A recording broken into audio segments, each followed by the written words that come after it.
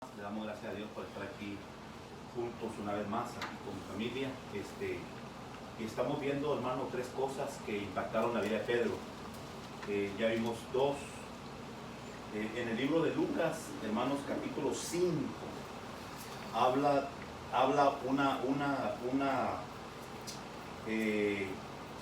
una de las cosas que yo creo, hermano, que cambió la vida de Pedro.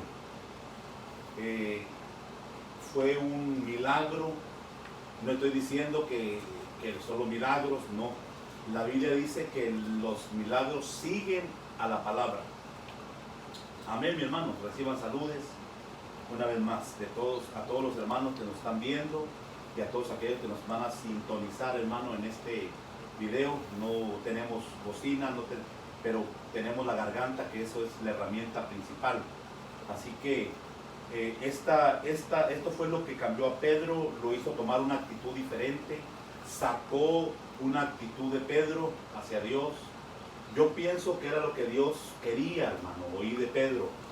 Van a haber situaciones en la vida del ser humano que van a hacerle cambiar su rumbo, su dirección, pero es Dios, hermano. Es Dios el interesado en cambiar el rumbo de la persona. Porque dice la palabra que el Señor vino para salvar, dice, a la humanidad.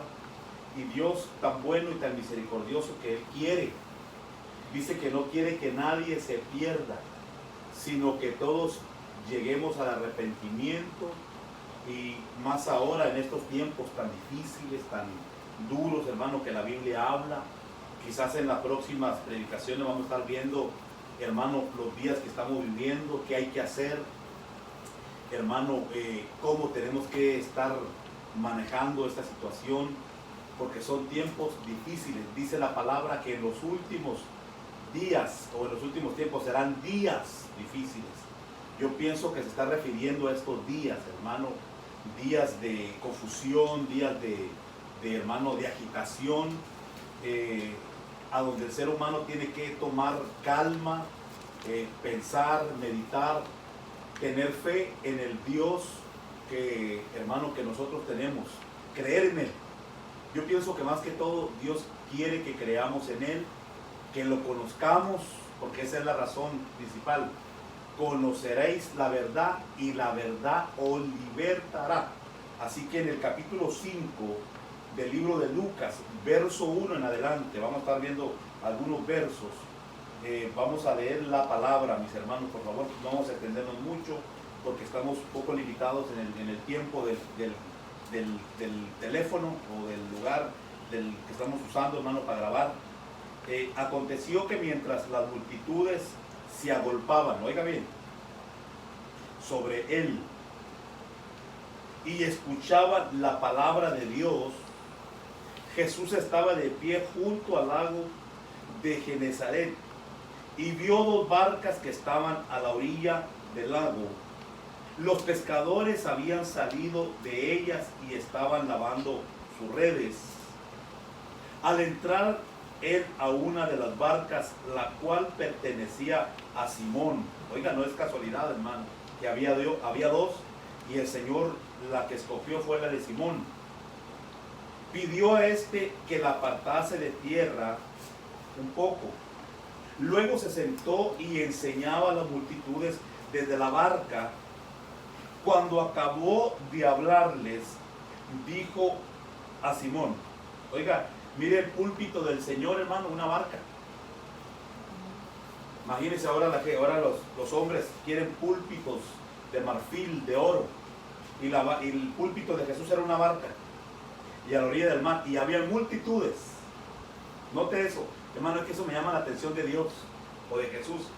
Que no tenía un púlpito de metal, de madera. No tenía un púlpito de oro.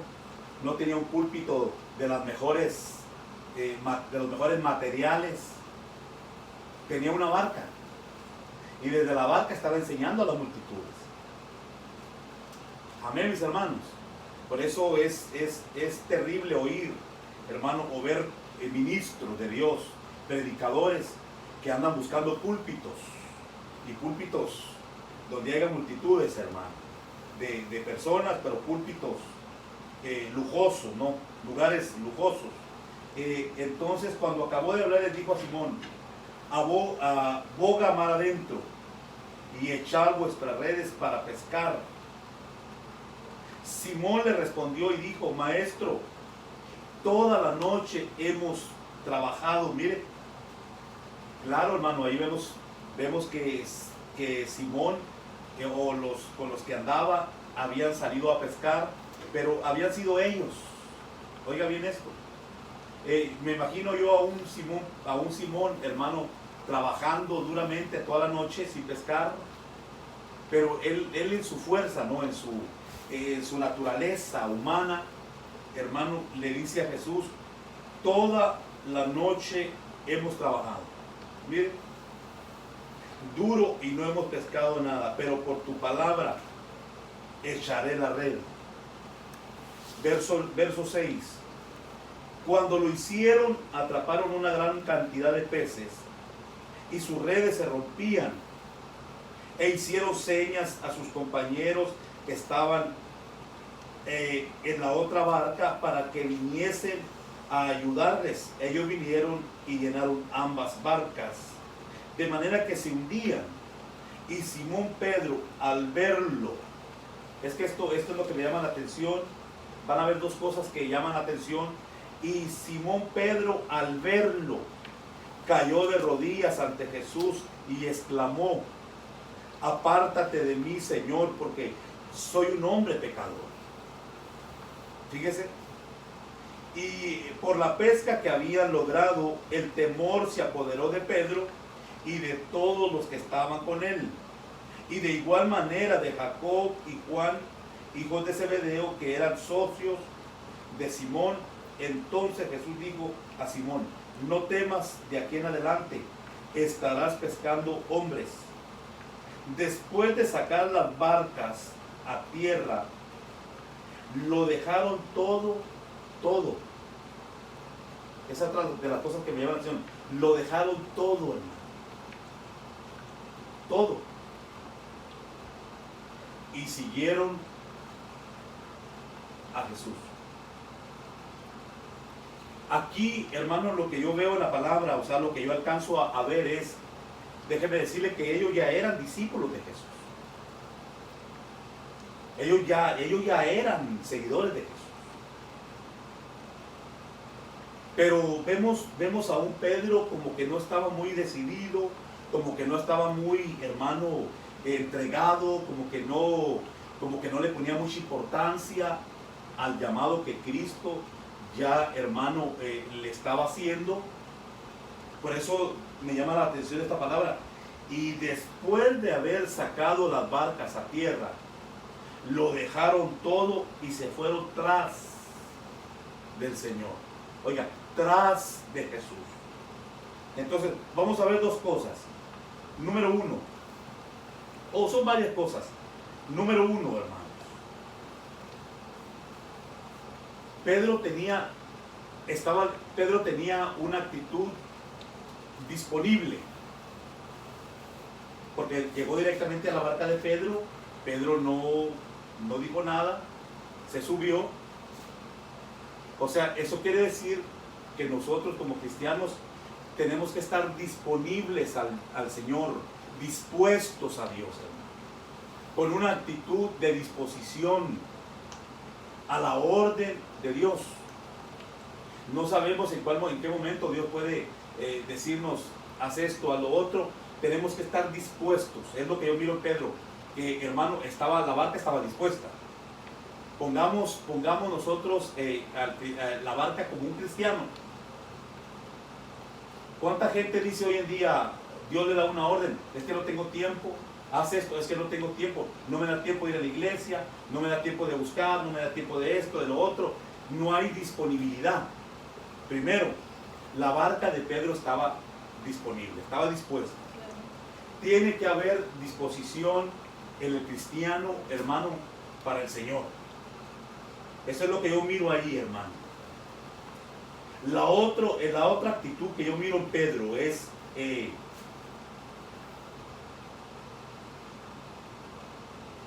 le crea la palabra. Aunque se mira un Pedro negativo, un Pedro que no se ve muy dispuesto en su mente, pero vemos que Pedro, a pesar de que él estaba cansado, estaba agotado, ya había tenido, digámosle, un fracaso de no haber pescado nada, haber trabajado, pero cuando Jesús le dice, echa la red, y Pedro le dice, bueno, yo lo voy a hacer por tu palabra. Vemos una actitud más en Pedro, hermano, que a pesar de su cansancio, de su agotamiento, de sus fallas, hermano, se dispone a obedecer la palabra. Que eso es lo que el Señor quiere. No dice la palabra, hermano, en la Biblia, que es mejor el obedecer que el sacrificio. No dice que Abraham obedeció, Moisés obedeció, hermano. No dice que es mejor el obedecer que los sacrificios. ¿De qué sirve un sacrificio o de qué sirve el sacrificio sin obediencia? Es mejor obedecer la palabra. Dice que el que hace la palabra, el que cumple la palabra, el que obedece la palabra, es el que lleva la bendición. No le dijo el Señor a Caín, si haces lo que tu hermano Abel, no serás enaltecido. Le estaba diciendo, obedece la palabra. Mira a Abel, mira a tu hermano. Pero vemos hermano, a una persona que no quiere obedecer. Cuando Dios le dice a Jonás, ve a Nínive, igual no obedeció. Lo que Dios quiere es obediencia, hermano. Dios, eso es lo que Él busca. Gente que le obedezca. Personas obedientes a la palabra, que no importa, hermano, lo que va a pasar. Si es Jesús quien le está dando la orden, de seguro va a tener bendición. Amén, mis hermanos. Entonces, por tu palabra, yo voy a hacer esto. Voy a aventar la red. La aventaron. Atraparon una gran multitud de peces. Mire, eso me da a mí como a entender. ¿Se acuerda usted de la red que aventaron?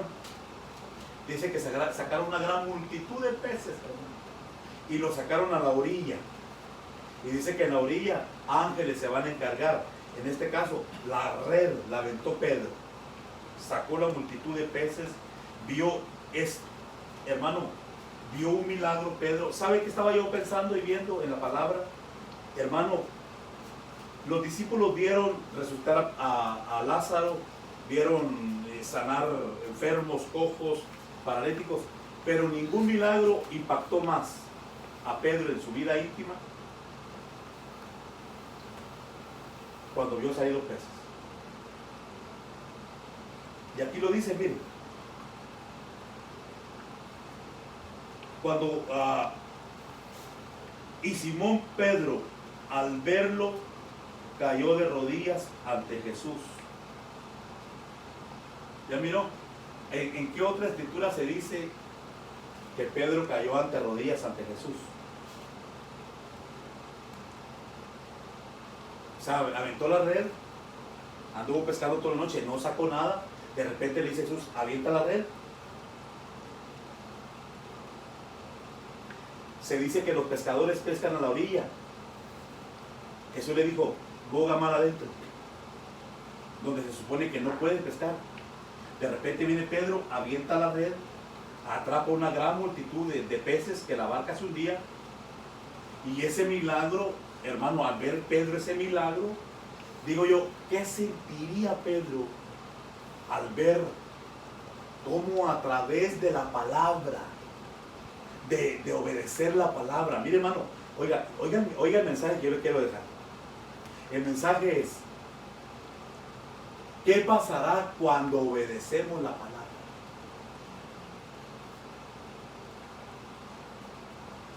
¿Qué potestades caerán? ¿Qué momentos, hermano, de regocijo habrá en el cielo cuando Jesús mira que un hijo obedece a la palabra? Pedro al ver la red llena y ver que la barca se estaba llenando y ver que la otra se llenó y se hundía, no le quedó otra más que hincarse. No le quedó otra más que postrarse. No le quedó otra más que humillarse, hermano. Y eso es lo que Dios quiere. No es que vamos a andar tras de los milagros, ni que vamos a andar viendo milagros. No, hermano. Pueden pasar cosas pequeñas en nuestra vida que quizás nos van a hacer a nosotros humillarnos delante de Dios. Estos momentos que está pasando el mundo, deberíamos de estar dándole gracias a Dios, hermano. No por lo que está pasando, sino porque su venida se acerca. Yo no sé usted de qué manera mira este milagro. ¿Por qué no se hincó Pedro cuando vio a Lázaro salir de la tumba? ¿Por qué no se hincó Pedro cuando miraba que los mantos eran sanados, los cojos eran levantados? ¿Por qué no se hincó? ¿Por qué se hincó en este momento? ¿Qué sentiría Pedro dentro de él, hermano? Es que eso es lo que a mí me llama la atención. ¿Qué sentiría Pedro dentro de él al ver, hermano, el milagro, al ver a Jesús y ver lo que había pasado? ¿Qué sentiría Pedro, hermano? Yo siempre me he preguntado, ¿qué sentiría que le hizo sentirse pecador?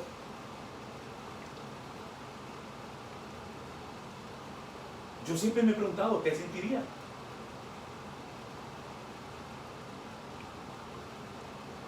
Quizás, no sé, hermano, pero perdóneme, no sé. No dice ahí, pero me imagino que Pedro al ver a Jesús vio algo vio Jesús. ¿Qué vería en Jesús al verlo?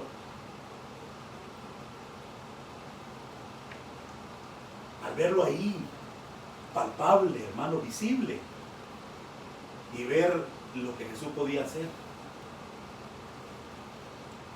¿Qué sentiría Pedro?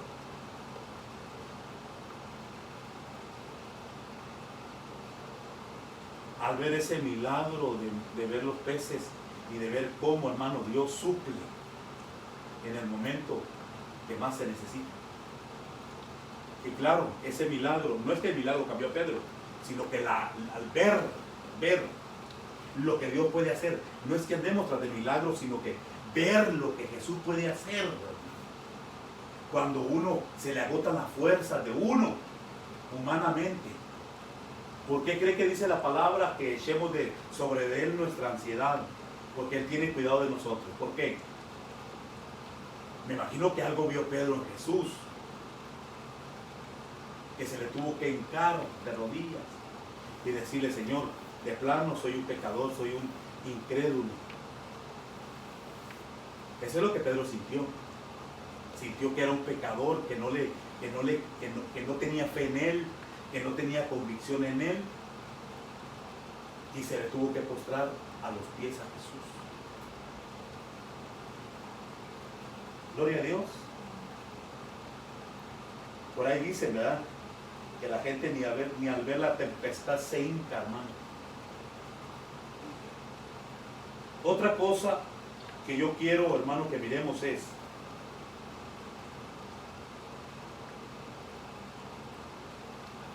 después de haber visto Pedro eso, de haber presenciado un milagro, de haber visto a Jesús, dice que lo dejaron todo. Todo. Yo pienso que ahí ya Pedro ya se entregó a Jesús. Como que en los capítulos anteriores vemos a un Pedro que no estaba entregado a Jesús, hermano. Pero ya en el versículo 11, ya vemos a un Pedro que ya no le importó las barcas, no le importaban las redes, no le importó nada. Gloria a Dios. Y eso es lo que yo quiero marcar. No hay necesidad de tener un milagro, hermano, para entregarse a Jesús. No hay necesidad, aunque Dios lo puede hacer. Dios lo puede hacer. Pero ¿qué necesitará el hombre o el cristiano para entregarse a Jesús? Mire, vayamos a la palabra, por favor. Quiero darle 2 versículos para confirmar esto, hermano. Primer libro de Reyes, capítulo 19. Reyes, retroceda hacia Génesis, por ahí va a encontrar Reyes. Gloria a Dios.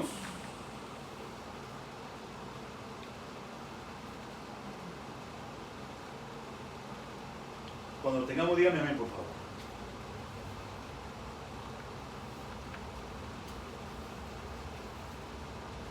Dice en el capítulo 19 y verso 19 del primer libro de Reyes. Mire lo que dice. Cuando se fue de ahí, halló a Eliseo, hijo de Safat, que estaba arando con 12 yuntas de bueyes delante de él, y él estaba con la 12ª.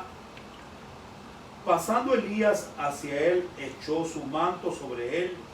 Entonces él dejó los bueyes, fue corriendo tras Elías y le dijo: permíteme besar a mi padre y a mi madre, y luego te seguiré. Elías le dijo: ve y vuelve pues, ¿qué te he hecho yo? Miren el verso 21. Eliseo dejó de ir tras él. Luego tomó la yunta de bueyes y los mató, y con el arado de los bueyes cocinó la carne y la dio a la gente para que comiesen. Después se levantó y fue tras Elías, y desde entonces le servía. ¿Qué miramos ahí? Acuérdense que Elías, hermano, ya lo andaba siguiendo Jezabel, ya había estado en el monte con los profetas, él los había matado, andaba huyendo porque lo querían matar, hermano, se encuevó Elías, hizo esto, hizo lo otro, hermano, de ahí llegó el Señor. ¿Qué está haciendo aquí Elías? Lo encontró encuevado, lo encontró temeroso, lo encontró angustiado, y Elías le responde: Señor, es que me buscan para quitarme la vida, solo yo he quedado como profeta de Jehová, y me buscan esto y lo otro. ¿Y qué estaba haciendo Eliseo? Dice la Biblia que estaba arando, trabajando la tierra. Note una cosa, hermano, ya era profeta. Ya era un profeta. Y el Señor sabía dónde estaba Eliseo. Por eso el Señor dijo: yo he dejado 7,000 rodillas orando, que no se han doblado ante Baal. Están delante de mí. Pero note, Eliseo andaba arando la tierra. Note eso.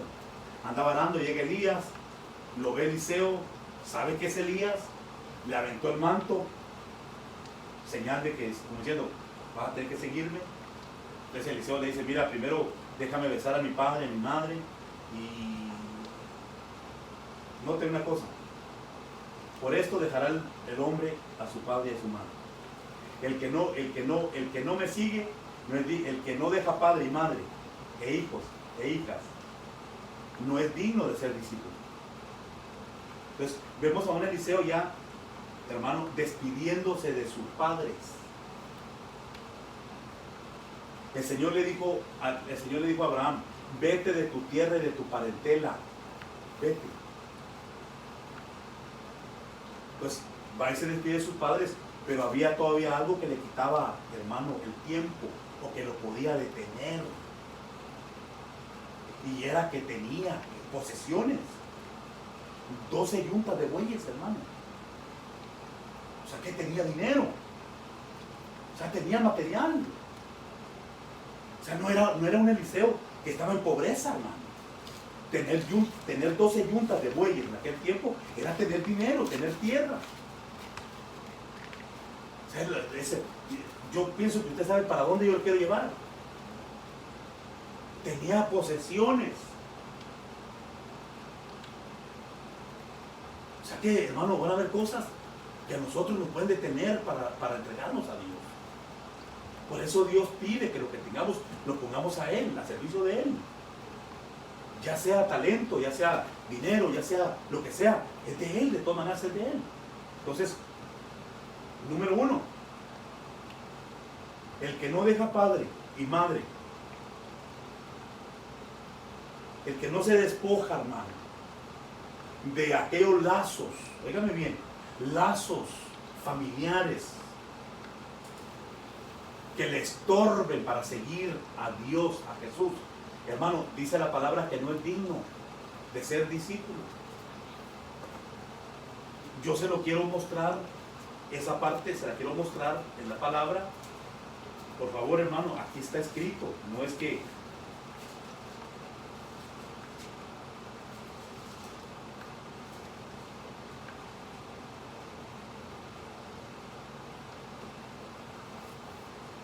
Le voy a leer le voy a leer dos. Si quiere yo se lo leo, dice: decía entonces a todos, si alguno quiere venir en pos de mí, niéguese a sí mismo, tome su cruz cada día y sígame.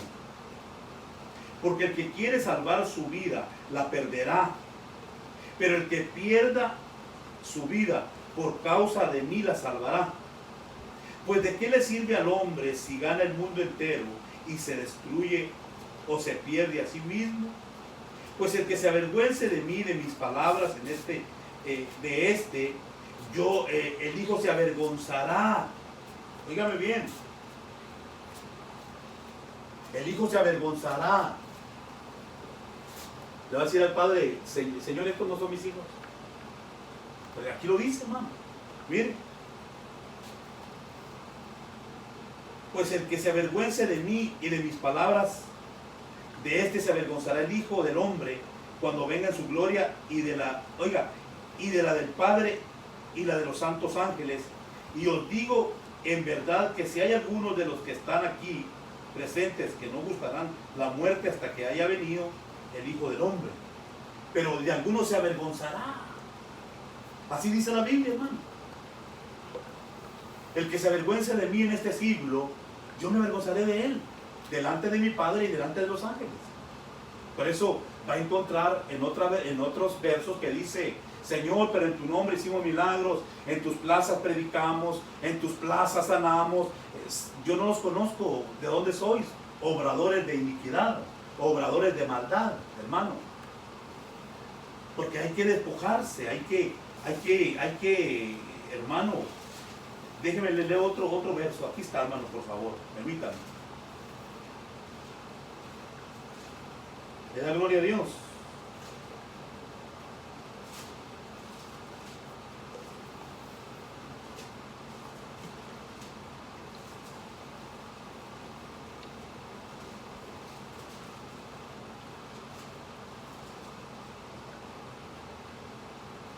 Permítame, hermano.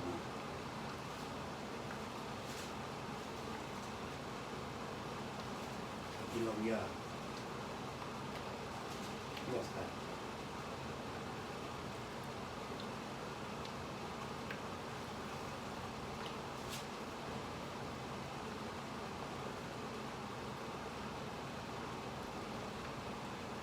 Es el mismo, dice lo mismo. Dice lo mismo, hermano, porque el que quiere salvar su vida la perderá, y el que pierda su vida por causa de mí la hallará. Pues ¿de qué le sirve al hombre si gana el mundo entero y pierde su alma? ¿O queda al hombre en rescate por su alma? Porque el Hijo del Hombre ha de venir en su gloria de su Padre con sus ángeles, y entonces recompensará a cada uno conforme a sus hechos. De cierto os digo, hay algunos que están aquí que no probarán la muerte hasta que haya venido el Hijo del Hombre. Es la misma, es el mismo verso, hermano. Amén. Pero está el otro, mire, está el otro.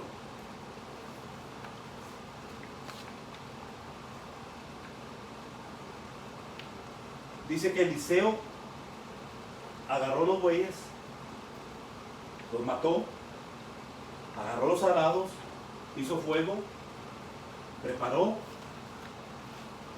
se lo dio a la gente. ¿Por qué cree que lo hizo? Imagínense Eliseo como profeta y pensando: los bueyes, mi capital, mi hacienda, mis tierras. ¿A dónde usted ve a Eliseo ejerciendo como profeta y pensando él en lo material? No le dijo a un siervo: no es tiempo de estar pensando en olivares, en ganado, no es tiempo. Es tiempo de guerra, es tiempo de estar. ¿A dónde se mira Eliseo pensando? La hacienda que dejé, la hacienda que los bueyes, ¿cómo estarán? ¿Cómo se hubiera visto un profeta, hermano, ejerciendo como profeta y pensando en lo material? ¿Qué fue lo que convirtió en estatua de sal a la mujer de Lot? Que volteó hacia atrás por lo que había dejado.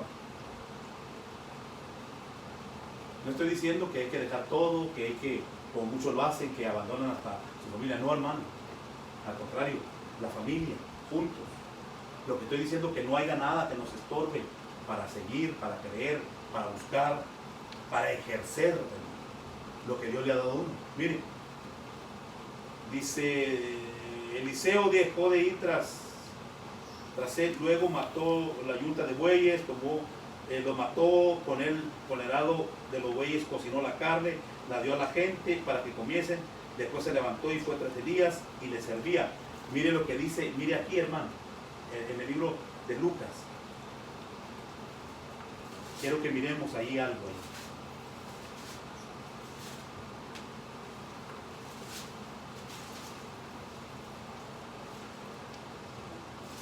Vaya al libro de Lucas, por favor.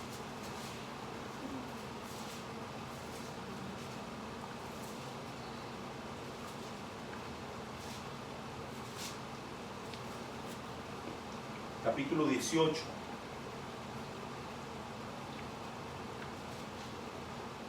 Y verso 18.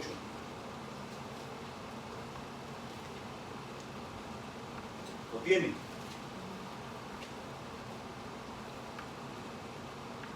Le preguntó cierto hombre principal diciendo: Maestro, bueno, ¿qué haré para obtener la vida eterna? Y Jesús le dijo: ¿por qué me llamas bueno? Ninguno es bueno, solo Dios, o solo uno, y es Dios. Tú conoces los mandamientos: no matarás, no cometerás adulterio, no cometerás homicidio, no robes, no digas falso testimonio, honra a tu padre y a tu madre. Entonces él dijo: todo esto lo he guardado desde mi juventud. Jesús al oírlo dijo: aún te falta una cosa, vende todo lo que tienes y repártelo a los pobres, y tendrás tesoros en el cielo, y ven y sígueme. ¿Bien? Entonces al oír estas cosas se entristeció mucho porque era demasiado rico. Verso 24. Jesús al ver que se había entristecido mucho, dijo: cuán difícil entrará en el reino de Dios los que tienen riqueza, porque es más fácil a un camello pasar por el ojo de una aguja que a un rico entrar en el reino de Dios. Los que oyeron esto dijeron: ¿y quién podrá ser salvo? Él les dijo: lo que es imposible para los hombres es posible para Dios. Entonces Pedro dijo: aquí nosotros hemos dejado lo nuestro y te hemos seguido. ¿Se acuerda que Pedro ya lo siguió? ¿Se acuerda que Pedro dice que dejó todo y siguió a Jesús? Pero miren lo que le dice Jesús. Oiga bien la contestación de Jesús. Y él les dijo: de cierto os digo que no hay nadie que haya dejado casa, mujer, hermanos, padres o hijos por causa del reino de Dios, que no haya de recibir muchísimo más en este tiempo, y en la edad venidera la vida eterna.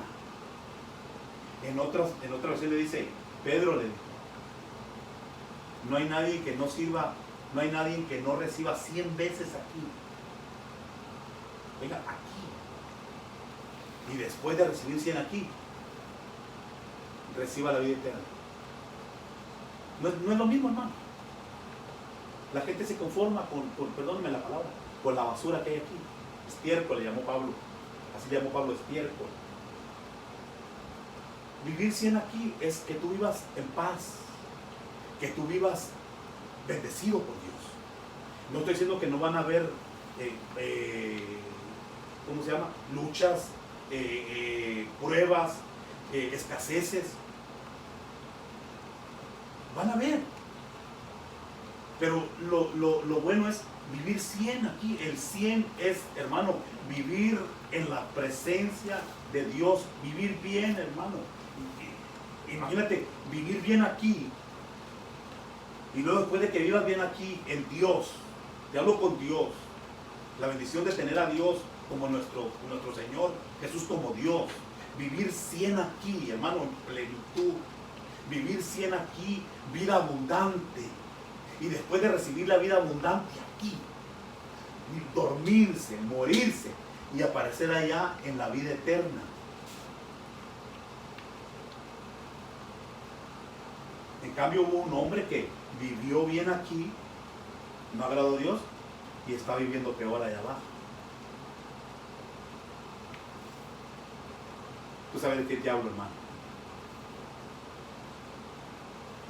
La gente quiere gozar bien aquí, sin Cristo. Tú puedes gozar bien aquí con Cristo. Yo he venido para que tengan vida y para que la tengan en abundancia. Vivir bien aquí, con todas las bendiciones del Señor, habidas y por haber. Y después de dormirse, aparecer en la vida eterna. Le voy a leer esta historia para que usted mire, hermano, para redondear el asunto. Mire, cierto hombre era rico, el otro también era rico. Eliseo era rico, Abraham era rico, Jacob era rico, todos eran ricos. Cierto hombre era rico y se vestía de púrpura y de lino y hacía cada día banquetes con esplendidez. Cierto hombre llamado Lázaro estaba echado a la puerta lleno de llagas y deseaba saciarse con lo que caía de la mesa del rico. Aún los perros venían y le lamían las llagas. Aconteció que murió el pobre y fue llevado por los ángeles al seno de Abraham. Note la historia. Y esto fue real. Jesús la narró. Al seno de Abraham. Murió también el rico y fue sepultado. Y en el Hades estaba en tormentos. Alzó los ojos y vio de lejos a Abraham y a Lázaro en su seno. Entonces él, dando voces, dijo: Padre Abraham, ten misericordia de mí. Envía a Lázaro para que moje la punta de tu dedo en agua y refresque mi lengua, porque estoy atormentado en esta llama. ¿En cuál llama? El infierno, hermano. No sé la gente cómo se crea el cuento de que el rico está en time out, que está nomás siendo disciplinado. Está en el infierno, hermano. Y de ahí solo Dios puede sacarlo a alguien. Si Dios lo saca, Dios lo va a sacar, porque Él es Dios. Pero ahí nadie más puede hacer nada. Estoy atormentado en esta llama. Abraham le dijo: hijo, pero esto es lo que me llama la atención, miren. Abraham dijo: hijo, acuérdate que durante tu vida allá en la tierra recibiste bienes y de igual manera Lázaro recibió males. Pero ahora él es consolado aquí y tú eres atormentado. Además de todo esto, un gran abismo existe entre nosotros y vosotros, para que los que quieran pasar de allá aquí a vosotros no puedan, ni de ahí puedan cruzar para acá. O sea, lo que quieran. Si alguien quiere ir para allá, no, y ni para acá tampoco. Es un abismo. Por eso dice que el lago de fuego, hermano, va a ser tapado. No va a haber ya comunicación más con Dios nunca más. Va a ser eterno el castigo ahí. Mire, y él dijo: entonces te ruego, Padre, que le envíes a la casa de mi padre. Entonces sabía que tenía padre y que tenía hermanos. Sabía que tenía familia. Entonces allá en el Hades se tiene conciencia. Sí. ¿Sabe qué dijo alguien? Que el peor castigo es que va a tener los sentidos a todo vapor, hermano. No lo meta, pero meter un dedo en el fuego, ¿qué siente uno? ¿No es dolor? O sea, ya se va sintiendo dolor más que 100 veces más fuerte. Y lo más tremendo es que no se van a morir, porque va a ser eterno. Es tremendo. Pues tengo 5 hermanos, de manera que les adviertan a ellos para que no vengan también a este lugar de tormento. Pero Abraham dijo: tienen a Moisés, mire la palabra, y los profetas que les escuchen a ellos. Entonces él dijo, no, padre Abraham, más bien si alguno va a ellos de entre los muertos, se arrepentirán. Pero Abraham le dijo, si no escuchan a Moisés y a los profetas, tampoco se persuadirán si alguno se levanta de entre los muertos. Y ya no se habla más de él. Hasta ahí quedó la charla con Abraham. Entonces, aquí se cumple lo que dijimos en el otro. El que quiere salvar su vida aquí, en este mundo, con los deseos, los placeres, la pierde allá. Y el que pierda su vida por causa de mí, la encontrará. Como que este rico no quiso perder la vida aquí para ganar la de arriba, hermano. Gloria a Dios. Le leo este verso y terminamos. Mire, nadie puede servir a dos señores, porque aborrecerá a uno y amará al otro, o se dedicará al uno y menospreciará al otro. No podéis servir a Dios. Yo dijera, no solo riquezas, no podéis servir a Dios, a las riquezas y a los deseos y a los placeres de este mundo.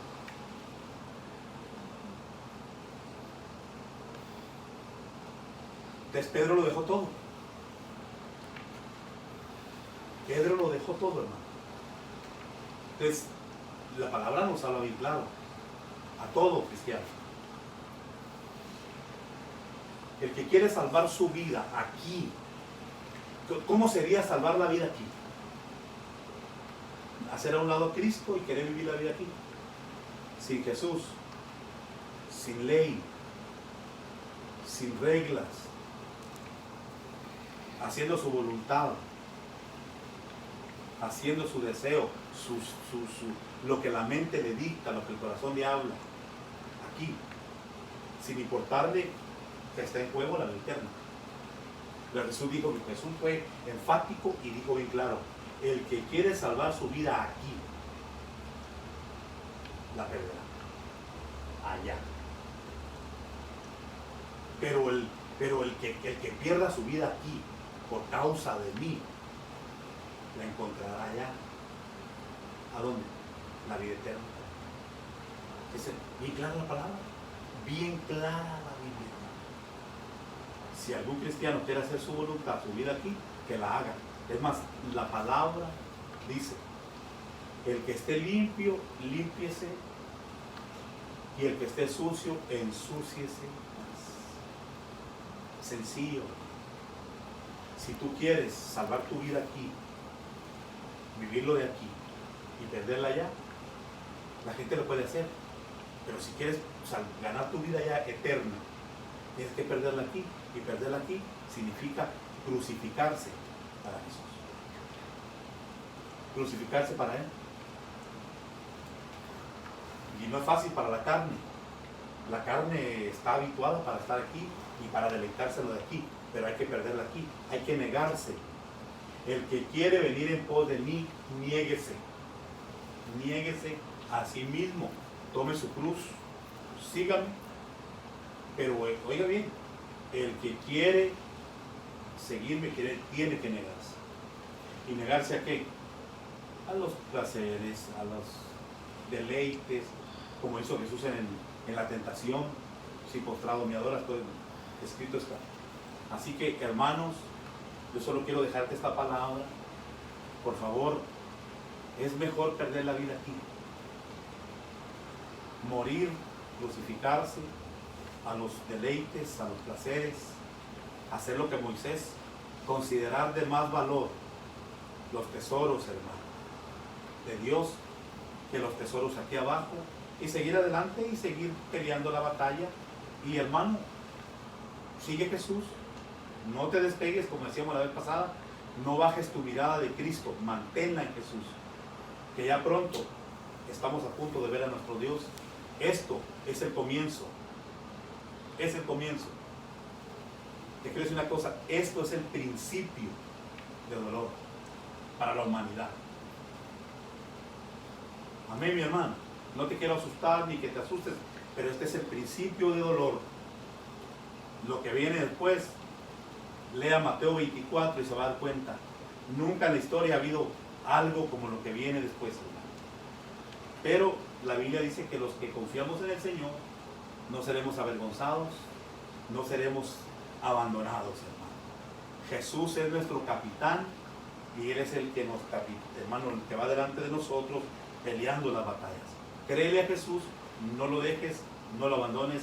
Que Dios te bendiga, hermano, y recibe bendiciones de parte de todos los hermanos.